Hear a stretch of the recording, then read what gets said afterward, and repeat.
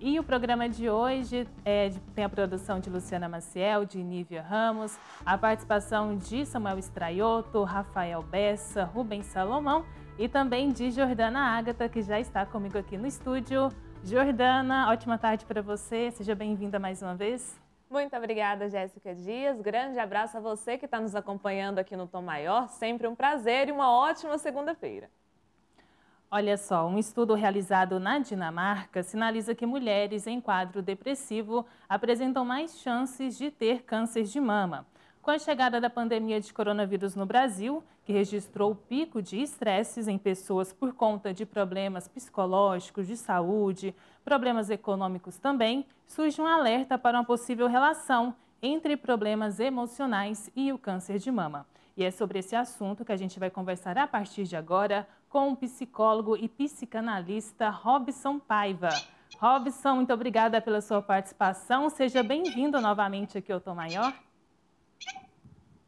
Obrigado pelo convite, é um prazer estar aqui falando com vocês, levando mais um pouco, do sofrimento psíquico e tentando, de uma certa maneira, ajudar as pessoas a vencer essa etapa tão difícil, tão desafiadora que a gente está vivendo hoje em dia, por conta dessa questão do Covid. E falar também da saúde da mulher, da saúde mental, da saúde do corpo, é sempre muito gratificante para mim. Então, mais uma vez, eu agradeço a oportunidade de estar aqui com vocês. A gente que agradece, Robson, e eu queria começar perguntando sobre esse estudo. Por que as mulheres que apresentam já algum quadro depressivo, elas podem então ter mais chance de ter câncer de mama? Assim, existem N fatores. Existe a predisposição genética, que a pessoa tem que ter, mas, por outro lado, existem vários e vários estudos. Esse estudo que foi feito na Dinamarca é um estudo até antigo, um estudo mais antigo. Eles estudaram por mais ou menos uns 12 anos, 10, 12 anos, a população das mulheres dinamarquesas e que apresentavam câncer de mama. E encontraram uma relação entre uma depressão anterior existente e o desenvolvimento do câncer de mama. Justamente porque eles estão ligando isso a que o próprio sofrimento mental da mulher possa levá-la a desenvolver essa doença, Assim, por conta disso, por conta de que a depressão ela diminui a percepção da mulher como mulher, ela diminui a percepção do papel social. Existe, por exemplo, para você ter uma ideia, uma ligação muito grande entre divórcio e câncer de mama, Esse estudo ele traça essa relação e um processo de divórcio normalmente ele vem acompanhado de um quadro depressivo para mulheres, para homens, mas na mulher normalmente você tem aí um implemento maior de mulheres que passam por uma separação muito tumultuada do aparecimento dessa doença. Dr. Robson, falando agora de aspectos psicológicos durante o tratamento, Porque um deles pode ser a negação, E quais são os outros? Sim. Bom, primeiro a gente tem que pensar que o adoecimento psíquico ele é um procedimento muito singular. Ele é uma questão muito singular, Cada pessoa vai adoecer psiquicamente de uma forma, A negação é uma das formas que a pessoa encontra de lidar com essa realidade hostil. Para ela não desenvolver outras patologias, ela nega aquela realidade, Uma outra forma que a gente pode pensar, além da negação, a gente pode pensar na evitação, ou seja, a pessoa não procura, ela percebe a questão do nódulo, mas não procura, já acha assim, não, isso é só uma gordurinha, isso é só alguma coisinha, e não vai procurar, ou seja, ela está evitando a descoberta do caso, da patologia, e N outros. O mecanismo de defesa do ego, ele age de várias formas, O nosso ego, ele se defende de várias formas. E, Dr. Robson, vários estudos comprovam que pacientes com câncer de mama que possuem um tratamento psicológico, eles têm mais chances de ter um ajustamento melhor em relação à doença. Por que isso? Oi? O senhor está me ouvindo bem? Exatamente, porque a gente faz um... Agora sim, é porque tinha dado uma picadinha no som. É porque a pessoa, quando ela passa por um quadro que pode levar à finitude, né? O câncer é um quadro que pode exterminar a vida da pessoa, né? A pessoa pode vir a falecer. Especialmente na mulher, quando a gente fala de mama, a gente está falando de um símbolo da feminilidade muito grande, por onde a mulher amamenta, por onde ela se apresenta muitas vezes. É algo muito representativo para a mulher. Então, neste sentido, é muito comum, né, a mulher adoecer mais ainda, porque, por exemplo, ela pode passar por uma mastectomia radical, retirada completa da mama, né? Então, isso contribui muito para a piora psíquica do quadro. A partir do momento que essa mulher ela começa a receber um suporte psicológico, ela consegue começar a entender e ressignificar essa doença. E ao perceber que ela é muito mais do que um corpo, ela é muito mais do que isso, a existência dela é mais importante do que isso. Então, o apoio psicológico ele tem essa capacidade de fazer esse suporte em que a mulher ela passe a enxergar a vida com uma outra forma, mais ou menos como o homem quando ele tem o câncer de próstata, né, que muitas vezes ele também sofre por questões semelhantes dentro da esfera do homem, né, lógico. Dr. Robson, de que maneira que a gente pode trazer esse outro olhar, né? Porque à medida que a mulher vai fazendo um tratamento, que, como o senhor citou, pode acontecer a retirada da mama, também por causa da quimioterapia, acontece a perda dos cabelos, né? Então, isso vai afetando muito a autoestima da mulher. Então, durante esse acompanhamento psicológico, depois da consulta, por exemplo, né? Porque, infelizmente, o acompanhamento psicológico não é durante o dia todo. O que essa mulher que está nos acompanhando agora, que pode estar sofrendo com esses problemas de autoestima, o que ela pode fazer durante o dia dela para amenizar esses impactos psicológicos do tratamento do câncer de mama? Então, de novo, né, uma receita exata para que vá atingir todas as pessoas, como o ser humano é um ser absolutamente individual, né, eu gosto muito de uma fala do Cortella, que ele fala, nós somos únicos, mas não os únicos no mundo, é muito difícil. Então, assim, o que eu sempre faço e lido com os meus pacientes é no sentido de ir reforçando o que a gente chama de reforço egóico, de que a pessoa consiga perceber que aquilo que ela está passando naquele momento é um momento, sim, difícil, mas que ela tem condição de superar. E uma vez que ela tem essa condição de superar, essa mulher ela vai recuperando a sua autoestima e percebendo que a beleza da mulher, como a beleza de qualquer ser humano, não está ligada ao aspecto estético exterior, e sim aos aspectos internos da pessoa. E aí a gente faz esse trabalho, né? É bom a gente sempre estar trabalhando essas questões do que a gente chama de reforço egóico, né? E para essa mulher que, por exemplo, passa por uma mastectomia radical, eu costumo falar, olha, vamos começar a olhar o mundo com outro olho. Vamos começar a olhar o mundo como um olho da alma e não com um olho do corpo, porque ela começa a perceber como ela é bonita, como ela é especial, como ela é única, como ela é incrível, para que ela consiga caminhar. E esse reforço ele também tem que vir de dentro de casa, né, doutor? Dentro do esposo, da família. Então, sempre tem que ter esse acompanhamento, esse lembrete, né, para quem está fazendo esse tratamento. Sim, claro. E eu costumo falar que os maridos, nesse momento, eles têm um papel muito importante, né? Porque a acolhida do marido em ele receber o marido, o companheiro, o namorado, enfim, a pessoa com quem ela conviva, essa acolhida no sentido de que, olha, eu continuo te amando, eu continuo vivendo, querendo continuar a relação, vamos passar por isso juntos, vamos atravessar esse mar tormentoso juntos. Isso é muito importante. Isso vai ajudar nesse próprio reforço egóico, né? Os filhos, os parentes, os amigos, o namorado, o marido, enfim, a pessoa com quem ela se relaciona, né? Essa pessoa continuar com a mesma postura. Porque imagina, por exemplo, uma mulher que perde uma das mamas, ou eventualmente até as duas mamas, e o marido, a gente sabe que isso acontece, o marido acaba deixando-a por conta de uma questão estética.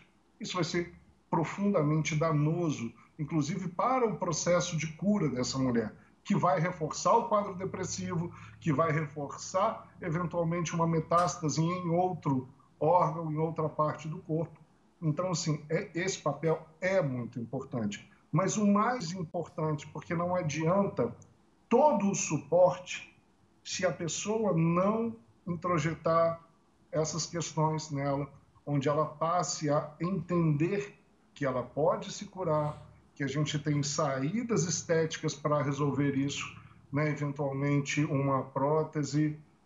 Hoje em dia os planos de saúde, por exemplo, são obrigados a fornecer próteses para as plásticas reconstituidoras de mama, né? Então não tem mais que ficar preocupado em pagar uma cirurgia particular, né, nesse sentido. Então pode se recuperar. Existem tatuadores que de vez em quando fazem esses mutirões de fazer a tatuagem na mulher para a reconstituição da mama, enfim, uma série de coisas, mas que nada disso vai adiantar se a pessoa não acreditar no processo dela. Falando disso então, Dr. Robson, por que a causa e a cura do câncer de mama ainda é algo obscuro, indefinido, e isso atrapalha a pessoa a aceitar a doença, aceitar o tratamento? Eu queria que você explicasse essa relação. Se a pessoa sabe a causa, parece que ela tem assim, mais facilidade, isso ameniza o sofrimento dela. Qual a explicação para isso?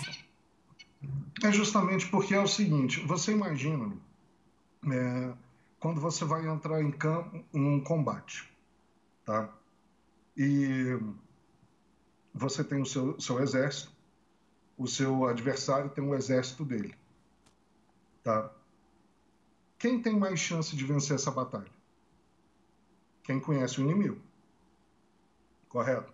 Então, quanto mais a pessoa entende que a doença é uma doença que é tratável, que pode ser curada, que ela tem como recuperar toda a essência da vida dela, né? Que ela consegue superar esses movimentos, aí essa mulher ela tem uma facilidade maior, porque digamos que o inimigo ele não se torna tão violento, tão agressivo, e ela começa a perceber racionalmente. Isso também vai ajudá-la emocionalmente a entender que a vida dela não acabou ali e que existem outras coisas que vão acontecer depois, né? O câncer, como eu volto a dizer, o câncer de mama, o grande complicador é que ele estereotipa, né, a mulher de uma forma que numa mastectomia radical a mulher perde aquela visibilidade, né? Você tem outros casos, né, de câncer, por exemplo, câncer de útero, câncer de, sei lá, outros cânceres, mas, por exemplo, o de útero, que é tão invasivo quanto, né? Tanto é que as mulheres vão ao ginecologista habitualmente para fazer os preventivos e tal, mas o impacto no psiquismo ele é um pouco mais leve porque não tem essa de exibir, né? Não há essa exibição do corpo mutilado, né? Porque isso, o útero, ninguém vê o útero da outra pessoa. Então isso fica mais ou menos mais fácil de se lidar. A gente está conversando com o psicólogo e psicanalista Robson Paiva, para você que nos acompanha aqui na Sagres TV, na Rádio Sagres 730. E, doutor Robson, falando sobre a saúde da mulher de maneira geral, o senhor considera que esse quadro psicológico, ele tem se agravado agora durante a pandemia? Fundamentalmente. A pandemia, a gente já esteve aqui 2 vezes falando, nessa minha terceira conversa com vocês, né, de novo é uma honra. A pandemia ela trouxe um adoecimento muito mais grave do que a própria pandemia em si, que é o adoecimento psíquico. Você imagina, por exemplo, uma mulher que tinha o seu emprego, casada, vamos supor, o marido tinha o emprego dele, os dois trabalhavam. De repente, o relacionamento já não ia muito bem. De repente, ele perde o emprego, ela assume ser a condição de arrimo de família, ela perde o emprego também. O casal começa, que já não estavam muito bem, começa a entrar em conflito, né? E aí você vai aprofundando as questões, né? Se você já tinha uma predisposição, se você já tinha um quadro de depressão leve instalada, você começa a piorar esse quadro. E nessa piora desse quadro, a mulher pode sofrer ainda mais. O homem tem o seu sofrimento, a forma do sofrimento do homem diante da pandemia é uma, a forma do sofrimento da mulher é outra. Porém, eu penso que a mulher, nessa nossa sociedade, aqui eu não estou discutindo, não estou dizendo que não deva ser assim, é só um fato que acontece. Na nossa sociedade, agora, por exemplo, estou sendo entrevistado por 2 mulheres, né? Nessa sociedade em que cobra da mulher a posição de trabalhadora, de que tenha seu dinheiro, de que tenha sua independência financeira, mas também continua dentro do machismo social, cobrando que ela cuide da casa, que ela cuide dos filhos, que ela cuide do marido, que ela cuide disso, que ela cuide daquilo, que ela cuide daquilo outro, enfim. E diante disso tudo, toda a pressão da pandemia jogou mais uma carga em cima das mulheres, né? Porque justamente ela já tinha que lidar com toda essa realidade, a relação trabalho, casa, filhos, parentes e etc. E agora ela ainda tem que lidar com essa questão da pandemia, que vai desde o isolamento social, né? A pessoa ser obrigada a se isolar por algum motivo, né? A gente sabe os vários motivos, mas a pessoa ser obrigada a se isolar. E além dela ser obrigada a se isolar, você ainda tem os problemas dos relacionamentos dentro de casa. Então essas pressões, elas aumentam demais em cima da mulher. Por isso é que eu acho que a gente vai ter aí, nos próximos meses, uma piora nesse quadro. E mais. Saiu um estudo agora, deve ter o quê? 1 semana, mais ou menos, que eu li a esse respeito, de que as mulheres, por conta da pandemia, pararam de fazer os exames preventivos, pararam de se cuidar. Não que elas estejam relapsas, mas as clínicas estavam fechadas, atendimento só de urgência, etc. e tal. Então, a gente está desenhando um cenário perfeito para que o psiquismo possa influenciar numa questão orgânica, né? Então, assim, o adoecimento físico, ele pode ter uma tangente muito forte no adoecimento psíquico.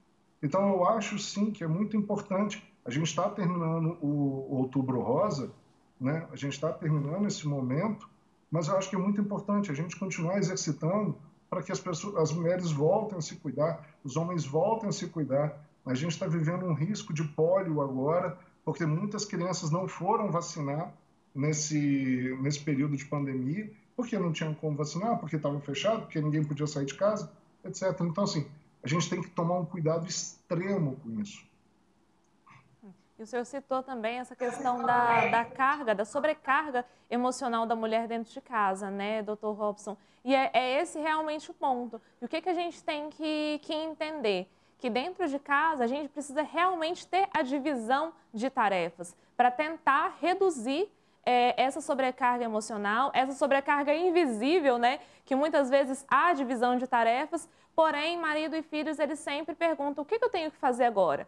E aí a mulher que tem que pensar o que é necessário fazer dentro de casa. Então, isso traz um peso muito grande. Então, o que a gente tem que fazer é exercitar essa divisão de todo mundo ter que trabalhar dentro de casa, todo mundo entender que todos estão em home office, vamos supor que há casas que estão assim, que todo mundo está em isolamento social, então que para que haja uma saúde mental, uma mente saudável da mulher e também de toda a família, tem que haver essa divisão, né? Sim, claro. Porque sem ela não vai funcionar, entendeu? A gente tem, é o que eu falo, tudo que é conversado não é caro, né? A mulher vivia uma situação, a nossa sociedade até início da década de 70, nossa sociedade era uma sociedade patriarcal, extremamente machista, o homem saía a trabalhar, a mulher ficava em casa cuidando dos filhos, essa estrutura. A gente está no século XX, 21, desculpa, nos anos 20 do século 21, né? Hoje a realidade é outra. A gente só parar para pensar que uma criança que nasceu nos anos 2000, no ano 2000, já está com 20. E que daqui a 10 anos ela é uma criança de 30 anos. Né? Uma pessoa de 30 anos. Ou seja, E a sociedade mudou muito depois dos anos 2000. E mudou extremamente rápido. E o que acontece é que muitas vezes os homens não foram, inclusive, preparados para assumir esse local de cuidar da casa, de ajudar a cuidar da casa, de ajudar a arrumar as coisas, etc. e tal. E também existem algumas mulheres que não abrem mão dessa condição. Tá? Eu faço na casa, eu cuido, eu determino, eu isso, eu aquilo. Então isso joga uma carga muito grande. Porque, em tese, eu não estou dizendo que era mais fácil, uma coisa que me dá até arrepios quando eu escuto isso, que você pergunta a profissão da pessoa, a pessoa responde assim, eu não trabalho não, eu sou do lar. Vai cuidar de uma casa, para ver se não dá trabalho, né? Dr. Robson, nós já estamos caminhando aqui para o final da nossa entrevista e agora eu queria perguntar sobre câncer de mama nos homens, né? A campanha Outubro Rosa ela é completamente voltada para a prevenção de câncer de mama para as mulheres, mas os homens também têm chances, têm câncer de mama também e dificuldades de prevenir, de procurar ajuda médica, né, doutor? Sim, exatamente. Isso é um problema muito sério, tá? Porque isso não é falado, tá? O câncer de mama em homens existe, é possível acontecer, tá? E aí vem um outro preconceito, né? Porque ele mata tal como o câncer de mama em mulher. É claro que a etiologia, é claro que a quantidade de casos desse tipo são infinitamente menores do que em mulheres. Do total dos cânceres que atingem os homens, aproximadamente 1%, mais ou menos 0,8%, são câncer de mama em homens. Mas e o homem não procura saber. A gente pode perguntar para as pessoas, será que algum homem aqui já fez autoexame para ver se não tem nada ali, né, nenhum carocinho diferente, nenhuma questão diferente, entendeu? Então, assim, é muito importante que foque-se na mulher, porque é o grande centro, mas lembrar que o homem também pode passar por isso. E o problema é que na hora que der o sintoma, ele já está metastasiado, né? Ou seja, ele já espalhou pelo corpo. E aí é complicado. E aí vem o machismo, né? Mas eu não tenho seio, eu não dou de mamar, como eu vou ter câncer de mama? Mas pode ter, pode acontecer. Disso se desenvolver ao longo da vida da pessoa. Ficou alerta, então, para os homens tomarem cuidado sobre o câncer de mama, procurarem um médico, também se cuidar, né, doutor? Conversamos, então, Sim. com o psicólogo e psicanalista Robson Paiva. Doutor Robson, muito obrigada pela sua participação mais uma vez aqui no Tom Maior. Seja sempre bem-vindo. Muito obrigado aos ouvintes, rádio, internet, TV, por terem me escutado. Mais uma vez eu agradeço. Estou sempre à disposição para quando vocês precisarem de alguma informação, de alguma conversa. E lembrem-se sempre, gente, câncer é uma doença que pode ser vencida. Basta você cuidar, basta você olhar. Toma cuidado, seja ele qual for, mama, próstata. A gente está entrando aí no Novembro Azul, né, que é de prevenção do câncer de próstata, né? Então é muito importante a gente pensar, né, que como cuidar da saúde. e lembrar sempre de cuidar do principal motor que eu entendo que faz a pessoa adoecer, que é o psiquismo. Isso é muito importante, tá bom? Obrigado. Para todos, então, uma boa tarde e a gente se vê numa outra oportunidade. Até mais então, Dr. Robson. Muito obrigada também pela sua participação aqui. Jordana, até amanhã. Até amanhã, Jéssica Dias. Eu que agradeço. Grande abraço para você que nos acompanhou aqui no Tom Maior. Daqui a pouco tem mais destaques. Você pode continuar com a Jéssica. E a íntegra dessa entrevista com o Dr. Robson você confere daqui a pouquinho no sagresonline.com.br. Nós vamos para o intervalo. Daqui a pouco tem Samuel Straioto e os destaques da economia.